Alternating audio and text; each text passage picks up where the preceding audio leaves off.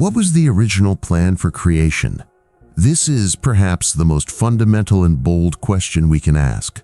The what if that precedes all others.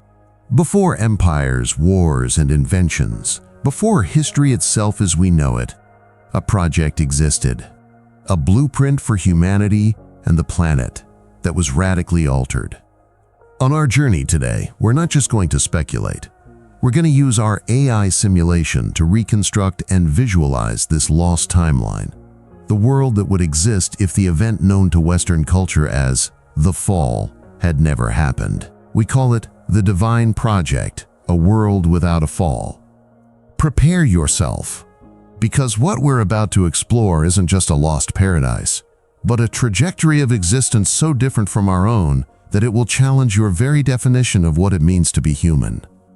Our AI simulation identifies the point of divergence not in a battle or a political decision, but in a single act of disobedience in the Garden of Eden. This moment, often simplified in children's stories, is, in our analysis, the epicenter of a butterfly effect of cosmic proportions. The choice to eat the forbidden fruit wasn't just breaking a rule, it was the corruption of reality's operating system. In our timeline, the cascading consequences were immediate and permanent. The introduction of mortality, shame, conflict, pain in childbirth, and labor as a burden. Everything that defines our daily struggle, from anxiety about the future to the sweat on our brow to pay the bills, is rooted in that instant. But by instructing our AI to remove this event, the alternative timeline that emerges is striking. It's not a stagnant, boring world.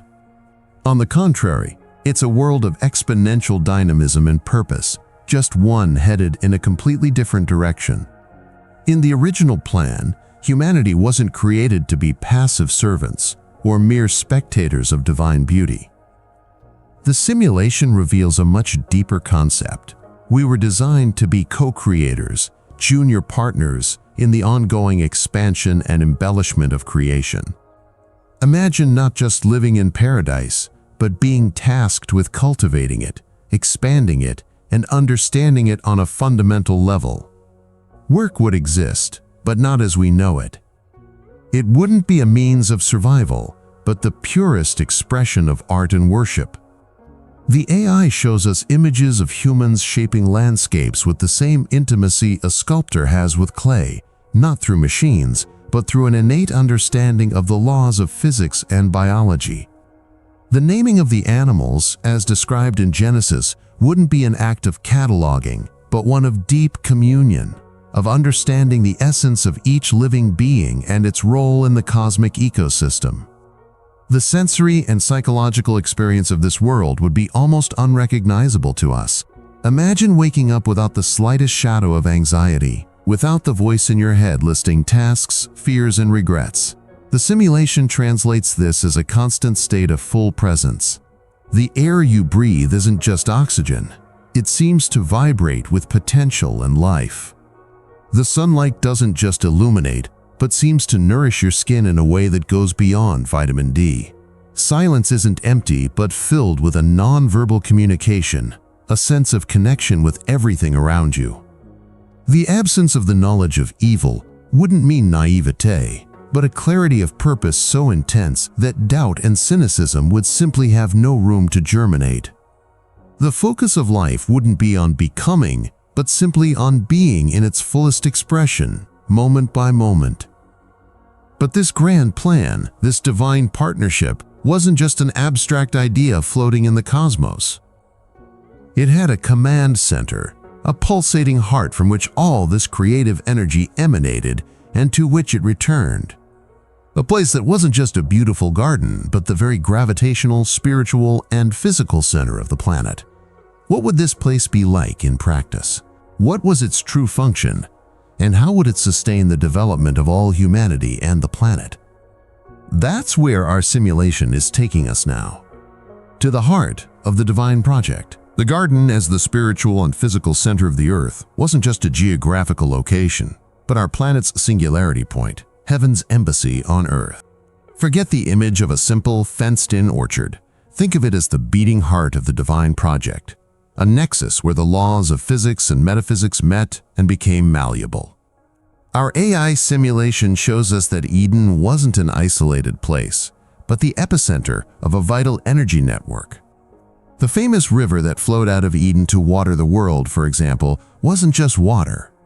The AI renders it as a conductor of creative energy, a liquid current that carried the very essence of life, vibrating at a frequency that nourished the soil, accelerated growth, and maintained the ecological balance of the entire globe.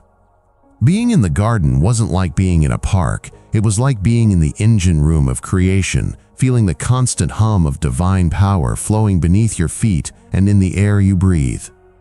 The simulation reveals a landscape that defies our understanding of biology.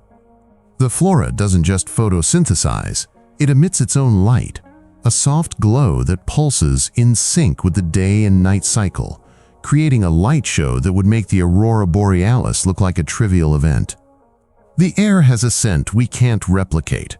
It's the fragrance of life in its purest state, a mix of damp earth, the ozone of crackling energy, and a floral perfume that, according to the AI's analysis, would have the ability to align neural processes, eliminating any trace of stress or anxiety.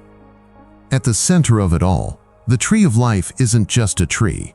It's a colossal bioorganic structure, its roots delving deep into the planet's energy core and its branches seeming to scrape the sky, functioning as an antenna, a direct channel of communication and power. Drinking the water that flowed from its roots or eating its fruit wasn't an act of nourishment, but of upgrading. It was like getting a software upgrade for the body and mind, expanding consciousness and vitality. In this alternate timeline, the garden functioned as the world's capital, not a political capital with rulers and bureaucracy, but a spiritual and scientific one. It was where humanity would turn to learn, to connect, to receive its creative directives. Imagine a place where knowledge isn't acquired through reading or memorization, but through direct absorption from the environment. By touching the bark of the tree of life, which the simulation describes as warm and vibrant to the touch, a human could instantly comprehend the principles of botany or quantum physics. The absence of the fall means this connection was never lost. There would be no sense of separation, of praying to a silent sky. The divine presence would be as tangible and constant as gravity, a broadband, noise-free communication directly to consciousness. The garden was, in essence, the user interface for humanity to interact with its creator. But an operations center, no matter how advanced, is useless without its operators. If the garden was the divine hardware, the physical and energetic nexus that sustained the planet, what exactly was the software, the programmed purpose for humanity within it? Existence in this paradise wasn't passive. There was a mission, a verb, an action to be executed. We were designed to do something great, and the garden was just the starting point. This is where our role transcends that of mere inhabitants and becomes something much more profound and powerful. If you're enjoying this reconstruction of the Divine Project, leave a like so we know we're on the right track. Now let's explore humanity's true calling in this flawless world. Humans as co-creators with God wasn't an honorary title, but a literal job description. Forget the idea that humanity was placed in the garden to be some kind of glorified gardener, a passive caretaker of an already finished creation. That's a simplification our timeline, scarred by the fall, has forced upon us. The original Divine Project was infinitely more ambitious. Think about it. If the Creator is, by definition, a being of infinite creativity, why would He create beings in His own image and likeness just to watch? The AI simulation shows us a radically different scenario. The Garden of Eden wasn't a museum, but a studio. And humanity weren't the curators, but the apprentice artists, being handed the keys to the cosmic studio. Our mission was to take the basic elements, the primary colors of creation, and paint new landscapes, compose new symphonies of life. The simulation visualizes this process in a way that defies our physics and biology. We don't see humans with shovels and hoes. We see beings whose focused intention was the most powerful tool in the universe. The AI renders scenes where a man or a woman approaches a seed, and upon touching it, they don't just plant it, they program it. Ethereal filaments of light, visible only to the connected consciousness of that era, flow from their hands into the seed, rewriting its genetic potential. Let this flower have the color of the sunset and the scent of coming rain, might be the intention, and the plant as it grew would manifest exactly that. It wasn't magic, it was divine science. It was the direct application of the fundamental laws of reality, an innate ability that was lost at our point of divergence. Just imagine the cascading consequences of this single ability. There would be no agriculture as we know it, with its struggle against pests and poor soils. There would be intentional cultivation, a collaborative dance with nature itself. There wouldn't be engineering with steel and concrete, but the ability to persuade rock to take on new forms, to guide a tree's growth so that it would become a living, breathing dwelling. The sound of work wouldn't be that of machines, but a harmonic hum of concentration and creation. In this alternate timeline, humanity wouldn't be looking at the stars with a sense of loneliness and smallness, wondering, are we alone? We would be looking at them as our next project. Earth was the cradle, the training ground. The directive to fill the earth and subdue it wasn't about predatory conquest, but about filling it with beauty, complexity, and new life, mastering the principles of creation to one day export this process to other worlds. The AI simulation shows us celestial maps that aren't just for navigation, but are blueprints. Humanity, in a few hundred or 1,000 years, would be ready to leap to other planets, not as explorers desperate for resources, but as sowers of life, cosmic gardeners tasked with transforming barren rocks into new Edens. We were God's plan for the expansion of the living universe. Biology, physics, art, and spirituality wouldn't be separate fields of study. They would be one and the same discipline, that of co-creation. But to wield such a monumental power, to be such a pure channel for the divine creative will, the instrument itself, the human being, would need to be perfect. Not just morally, but functionally. A co-creator can't be plagued by doubt, fear, insecurity, or internal dissonance. The mind and body would need to operate in absolute harmony, like a perfectly calibrated tool. How did this cosmic calling reflect in the perception human beings had of themselves, of their own bodies? If we are the masterpiece designated to create other masterpieces, how does that change the relationship with our own skin, our desires, and our physical form?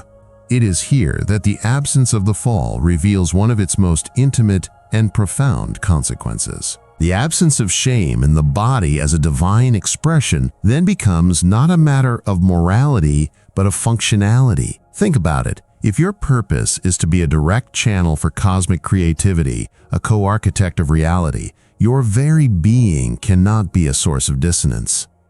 Shame, especially the body shame that marks the divergence point of our timeline, would be the equivalent of unbearable static on a crystal-clear radio broadcast. It would shatter the attunement. In our reality, the fall bequeathed us a body we feel is a prison, a burden, a battlefield between desire and guilt. But in the original divine design, the body was the most sophisticated tool in the universe, a living interface between consciousness and matter. It would be like a master sculptor feeling ashamed of their perfectly sharp chisel, or a violinist feeling repulsed by their Stradivarius. It just wouldn't make sense. The body wasn't something the soul inhabited. Body and soul were two phases of the same substance, inseparable and perfectly integrated. The AI simulation offers us glimpses that are at once beautiful and profoundly strange to us. We don't just see naked bodies walking through a garden. That would be a superficial interpretation. What the AI renders is a state of being, We see bodies that seem to vibrate with a subtle energy. The skin not as a barrier, but as a complex sensorium that can feel the texture of sunlight, the taste of the morning air, the vibrational frequency of a nearby growing plant. The body is an instrument of total perception. Nudity in this context isn't an absence of clothing, it's a presence of connection. Covering up would be like putting on thick gloves to try and play a harp. The images show an effortless physicality, where every movement is an expression of grace and power, not because it was trained, but because it's the natural state of a system in perfect homeostasis. The sound we imagine isn't one of awkward conversations, but the gentle hum of bodies in harmony, the sound of life itself flowing unobstructed. The texture of the air seems richer, the scent of the flowers more complex, because the instruments that perceive them, the human bodies, are operating at their full capacity. The cascading consequences of this single change are monumental, dismantling entire pillars of our civilization. Physical intimacy, for example, would be transformed. In our timeline, it's often fraught with anxiety, performance, and a complex interplay of power and vulnerability. In the alternate timeline, the simulation suggests that physical union would be a form of deep communication, a fusion of consciousnesses as natural and necessary as speech, a creative act in itself, perhaps even capable of generating not just offspring, but new forms of art or insight. And what about our society? Entire industries built on our bodily insecurity simply wouldn't exist. There would be no fashion industry as we know it, built on the need to cover up, conceal, or signal status. Clothing, if it existed, would be purely functional or artistic, like a painter's apron or a dancer's ribbons. There would be no cosmetics, diet, or plastic surgery industries, which make trillions by exploiting the gap between who we are and who we think we should be. Beauty wouldn't be an ideal to be pursued, but an inherent fact of every individual, as diverse and unique as the stars. Imagine living in a state where negative self-consciousness doesn't exist, where every cell in your body operates in pure joy and power, without the weight of judgment, comparison, or fear. The body wouldn't be a reminder of our mortality and fragility, but the living proof of our divinity and permanence. This physical and spiritual integrity, this total absence of internal or external decay, wasn't designed to last for mere decades. Such a perfect instrument was built for an eternal task, and this brings us to one of the most staggering implications of this simulation. If the body is in essence immortal and self-sustaining, how does that redefine the very nature of time? If death and aging, the great drivers of our haste, our ambition, and our fear, are removed from the equation, what happens to the experience of living? How would the human mind, free from finitude, deal with the very passage of days, of seasons, of millennia? Sacred time, living without rush or end, becomes perhaps the most difficult cascading consequence for our modern minds to grasp, a mind forged in the tyranny of the clock. Think about your life right now. Every day is a race. Deadlines, appointments, the constant feeling that time is slipping through your fingers. Our entire civilization is built on the premise of temporal scarcity. Time is money. We measure it, optimize it, sell it, and in the end, we always lose the battle against it. But what if this fundamental premise were removed at its source? In the alternate timeline of the Divine Project, time isn't a finite resource to be exploited, but a dimension to be inhabited. The clock isn't an executioner, but an infinite blank canvas. The functional immortality we discussed isn't just about not dying, it's about redefining the very nature of experience.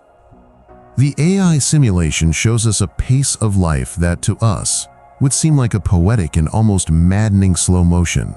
We don't see laziness, but a depth of engagement that is foreign to us. We see a man and a woman spending what would be, for us, entire days observing the way light moves through a single leaf, not out of boredom, but because they are deciphering the language of light, the mathematics of chlorophyll. A conversation isn't a quick exchange of information, but but a mutual exploration of an idea that might last a week, with no rush to reach a conclusion. The sound the AI simulation gives us back isn't the silence of boredom, but the deep hum of collective concentration, the sound of minds that have all of eternity to perfect a thought, a melody, a caress. The feeling isn't one of stagnation but of a radical peace. The concept of wasting time simply doesn't exist. How can you waste something that is infinite? The fear of falling behind, productivity, anxiety, FOMO, the fear of missing out, all of it dissolves. The default state would be the joy of being present, the certainty that any other experience will be available tomorrow or in the next century. The cascading consequences of this shift in the perception of time would completely dismantle our social structure. The very idea of a career would become obsolete. Why rush to get to the top of something when you have millennia to explore dozens of different vocations with the depth of a master? Progress wouldn't be measured in quarterly technological advancements, but in the depth of a new melody, in the complexity of a new woven pattern, in the wisdom acquired over a millennium of observing a single star. Education wouldn't be something you do in your youth to prepare for work, but a perpetual state of being. Art wouldn't be a product to be consumed, but a living process. Imagine a sculpture being worked on by 20 generations of the same family line, each one adding its own layer of insight and skill, resulting in a work of complexity and meaning unimaginable to us.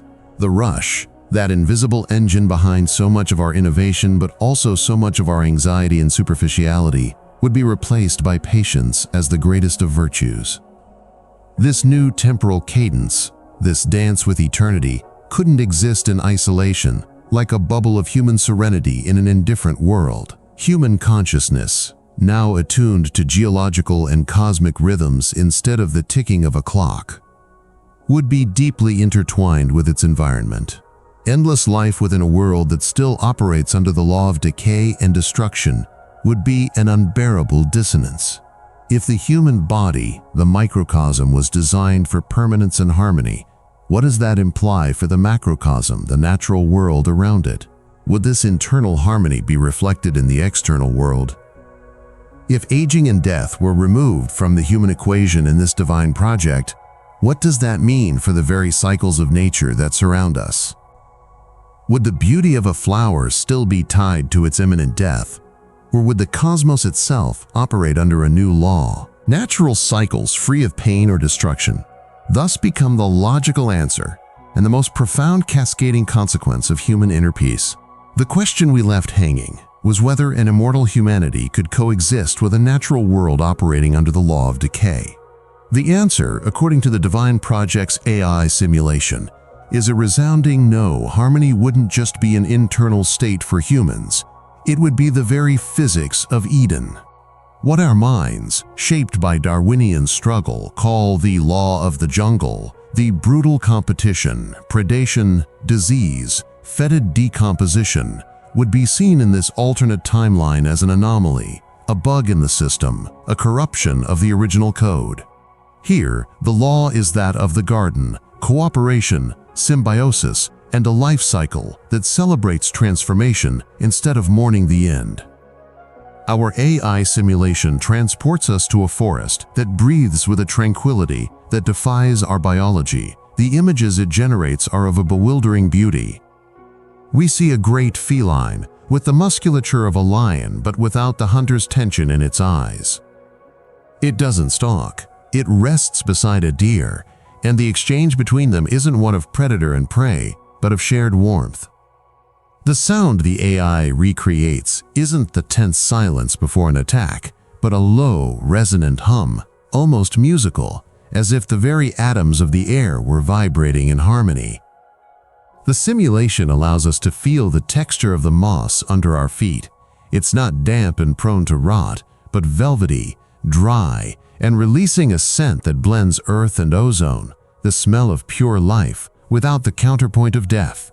The trees don't aggressively compete for light. Their branches intertwine like fingers in a gesture of mutual support, creating a canopy that filters the light to nourish everything on the forest floor equally.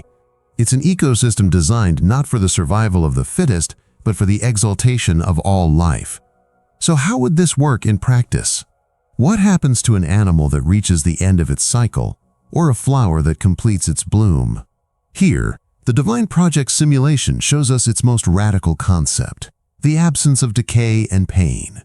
Death, as we know it, the biological process of systemic failure, pain, and putrefaction, was simply not implemented in this universe's operating system. In its place, there is a process we might call transmutation. The AI shows us an ancient flower, its colors at their most brilliant peak.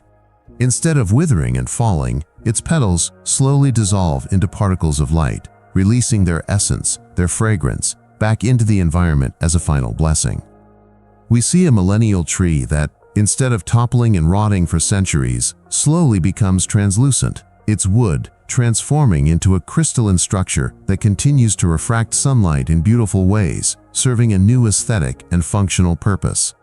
The cycle isn't life and death, but life and transformation. The butterfly effect of a single choice in the garden we know was so powerful that it rewrote this fundamental law, leaving us with a world where beauty is intrinsically linked to its own destruction. And what about humanity? Where do they fit into all of this? They are not mere spectators in this cosmic symphony. In this alternate timeline, humanity acts as the stewards, the conscious caretakers of this balance. Because they do not fear nature, they understand it on a fundamental level. They don't look at a forest and think of lumber for building or animals for slaughter. They see a living system, an organism of which they are a part. Their interaction is one of care, of gentle pruning to encourage growth, of singing to soothe the animals, of a partnership so profound that the line between self and environment becomes almost imperceptible. The harmony of the natural world is a direct mirror of the harmony in their own souls. But if the entire universe operates like a perfectly tuned melody, from the movement of the stars to the dissolution of a petal, this raises an even more intriguing question. This universal harmony wouldn't just be pleasant background noise, it would be a message, a conversation. If matter itself sings in harmony, what kind of language would this humanity speak to interact not only with the world, but with the composer of the music itself? The original language, communication with the divine, then becomes not just a possibility, but the very engine that drives this universe. The question we left echoing was, if matter sings, what language would humanity speak? The answer our Divine Project AI simulation presents us with is breathtakingly simple and, at the same time, complex. The original language wasn't a set of arbitrary sounds and symbols like ours. It was a language of resonance. Think of our communication as corrupted source code, full of ambiguities, bugs, and vulnerabilities to deceit. The language of Eden, on the other hand, was the original code, clean, direct, and perfectly functional. It didn't describe reality, it interacted with it. The simulation shows us this in a way that challenges our perception. We don't see words written in the air, nor do we hear an exotic language. What we see is a human who, by focusing their intention on a plant, generates a visible response. The plant doesn't obey, it responds. Its growth patterns adjust subtly. Its leaves turn in a gesture of recognition. Communication is an exchange of energy and intention, a vibrational dance where thought and matter are partners. AI allows us to dive into the subjective experience of this communication, and it's here that the chasm between our world and this alternate timeline deepens. Among humans themselves, dialogue was a form of empathic telepathy. It wasn't an invasion of privacy, but a voluntary merging of consciousnesses. Imagine being able to share not just an idea, but the exact feeling, the color, the scent, and the emotion associated with that idea, directly with another person's mind. The simulation visualizes this as two auras of soft light that touch and exchange luminous patterns, like a lossless data download. The butterfly effect of this is monumental. Deceit, sarcasm, irony, misunderstanding, all these pillars of our social complexity and, let's be honest, of so much of our suffering, would be impossible. Transparency would be absolute. And this connects directly to the absence of shame. How could you feel shame for a thought or desire when it's instantly understood in its entirety, with all its context, by the person you're communicating with? Vulnerability wouldn't be a risk, but the default state of existence, and trust, the very air you breathe. But this language of resonance went far beyond interpersonal communication. It was the direct channel for interaction with the divine. In our timeline, communication with God is, for the most part, an act of faith. A prayer cast out in the hope of an answer, a search for signs amidst the chaos of the world. It's often a monologue. In this divine project simulation, communication was a constant, fluid, and uninterrupted dialogue. It wasn't a voice thundering from the heavens, but a continuous intuition, a clarity of purpose that guided every action. The AI portrays this in a fascinating way. A human stands at a crossroads on a path in the garden. They don't deliberate, don't weigh the pros and cons. They simply stand in silence for a moment, tuning in to the flow of the garden, and then, with a serene certainty, they know which path to take. It's not an order, it's an alignment. It's like a musician in an orchestra who knows exactly when and what note to play to maintain the harmony of the entire piece, not because they've read a score, but because they're feeling the music from the inside out. The divine will wasn't a set of rules to be obeyed, but a melody in which humanity was a conscious and willing instrument. This perfect communication, however, was not an end in itself. It was the fundamental tool for a greater purpose. If humanity could communicate perfectly with each other, with all of creation, and with the Creator himself, it wasn't so they could live a passive existence of contemplation and ecstasy. On the contrary, this ability was the prerequisite for their true calling. They were endowed with a language that could interact with the very structure of reality for a very specific reason. If the garden was the studio and the language of resonance was the paintbrush, what then was the great masterpiece they were called to create? What, after all, was the human mission before the fall? The human mission before the fall was, in essence, the answer for which all of creation was designed. If the garden was the prototype, humanity was the expansion team. Their calling wasn't that of mere passive caretakers of a static paradise, but of active co-creators, entrusted with a task of cosmic proportions, to extend the borders of Eden until the entire Earth became a reflection of that original harmony. They were the planet's gardeners, the architects of holiness. Our AI simulation of the divine project shows us this in a way that transcends our understanding of work. We don't see tractors or earth-moving equipment. What we see is a human being approaching a barren landscape, a desert of rock and sand. He doesn't dig, he doesn't plant, he doesn't irrigate. He stops, closes his eyes, and begins to sing to the land, using that resonant language we've explored. The simulation visualizes this as waves of soft light emanating from him and penetrating the soil. The response is slow, but inexorable. The rock doesn't break. It gently dissolves like sugar in water, releasing its minerals. The sterile soil darkens, becoming rich and fertile. We see moisture condense from the air and spring from the ground, forming a stream that didn't exist seconds before. And then, life explodes. Not seedlings transplanted from the garden, but new species, unique to that location, awakening from a long dormancy, as if they had been waiting for that specific call. The mission wasn't to impose Eden upon the world, but to awaken the Eden that already existed, latent, in every corner of the planet. This concept completely redefines the notion of purpose. In our timeline, work is often associated with burden, with necessity, with earning bread by the sweat of your brow. It's what we do so we can finally live. In this alternate timeline, work was life in its most sublime expression. The word work, in the sense of toil, didn't exist. Only work in the sense of one's craft or creation. The butterfly effect of this is monumental. Imagine an entire civilization where the main daily activity isn't competing for scarce resources, but collaborating to expand beauty and harmony. Progress wouldn't be measured by technological advancements to overcome our limitations, but by the aesthetic and spiritual advancement of reality itself. The simulation shows us cities that aren't made of concrete and steel, but are woven into the very landscape. Trees whose trunks are shaped by resonance to form living dwellings, rivers whose courses are gently guided to create communal spaces, mountains that echo melodies of peace.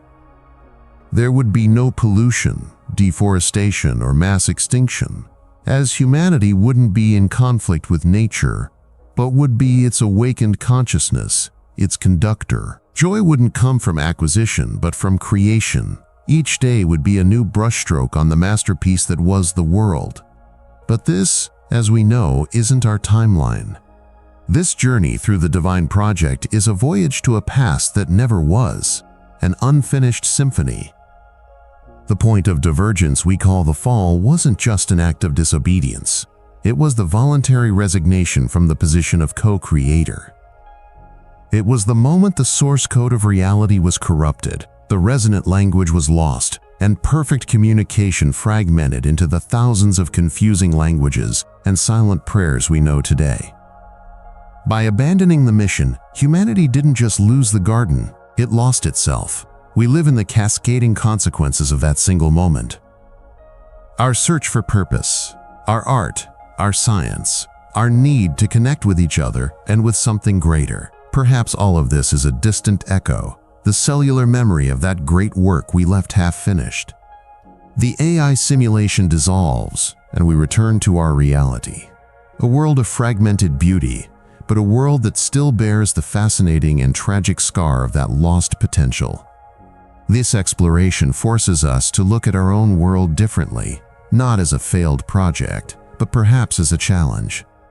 An invitation to rediscover, however imperfectly, a bit of that lost harmony.